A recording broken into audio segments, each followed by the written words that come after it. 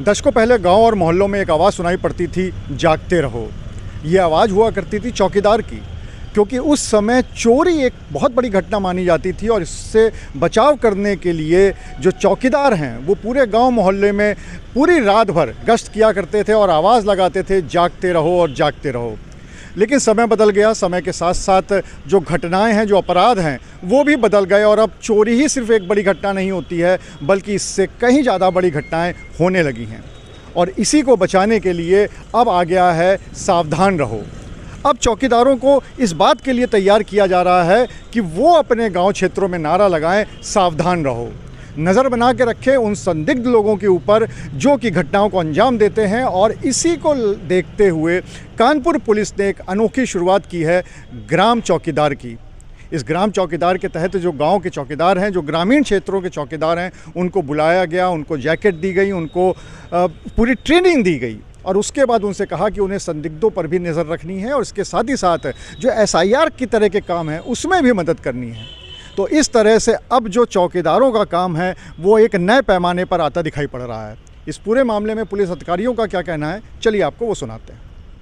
ये हमारे जनपद के करीब 750 चौकीदार हैं। उनको आज हमने पुलिस लाइन में बुलाया था।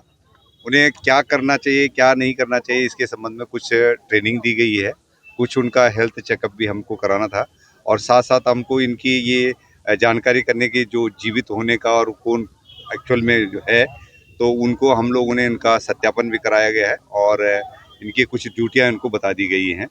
इसके साथ साथ क्योंकि आजकल ये SIR का भी चल रहा है, उसके संबंध में भी हमने इनको जानकारी दी है कि इनके यहाँ पर कोई बाहर का व्यक्ति कोई हो जो अनऑथराइज्ड हो तो उसके बारे में ये गांव में जा कर के ये जानकारी करें और हमारे पुलिस को और BLO और हमारे SDM साहब को जो है अवगत करा दें कि ताकि जो है जो स्क्रूटिनी हो रही है तो साफ सुथरी स्क्रूटिनी हो सके। सर, लोकल इंटेलिजेंस में इसका क्या इम्पोर्टेंस है?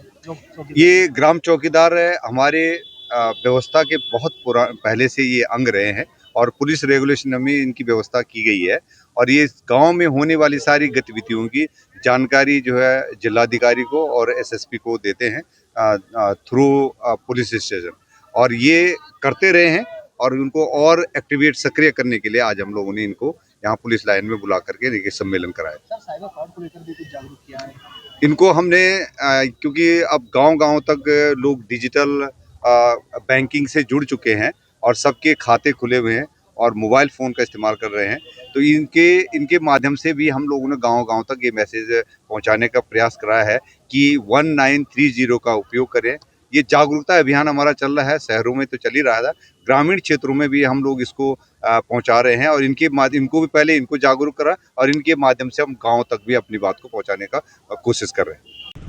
चौकीदार शब्द उस समय से चर्चा में आ गया था जब PM मोदी ने अपने आप को चौकीदार बताया था और देश की रक्षा करने की बात कही थी और अब यही पूरा चौकीदार शब्द गांव तक पहुंच गया है, ग्राम चौकीदार बना दिए गए हैं और अब इनकी सेवाएं ली जा रही हैं संदिग्धों पर नज़र रखने के लिए और इसके साथ ही साथ जो बड़ी घटनाएं हैं वो होने से पहले रोकी जा सकें, इसके लिए इनकी मदद ली जाएगी।